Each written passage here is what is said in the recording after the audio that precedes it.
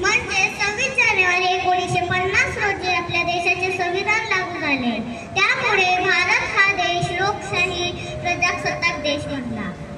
भारतीय संविधानामुळेच आपल्याला समान हक्क, स्वातंत्र्य आणि न्याय मिळतो. डॉक्टर बाबासाहेब आंबेडकर यांनी संविधान तयार करण्यात खूप मोठे योगदान दिले.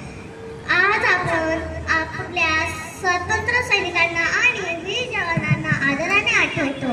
त्यांनी दिलेल्या बलिदानामुळे आज आपण मोकळ्या हवेत श्वास घेत आहोत. आपण सर्वांनी चांगले नागरिक बनून देशाचे नाव उज्ज्वल करायचे आहे. स्वच्छता ठेवणे, शिस्त पाळणे आणि देशावर प्रेम करणे हे आपले कर्तव्य आहे. चला तर मग आपण सर्वजण मिळून देशाला पुढे नेण्याची प्रतिज्ञा करूया. जय हिंद, जय भारत. धन्यवाद. शाबास करीना. यानंतर स्वरा संताजी घरे इयत्ता 4.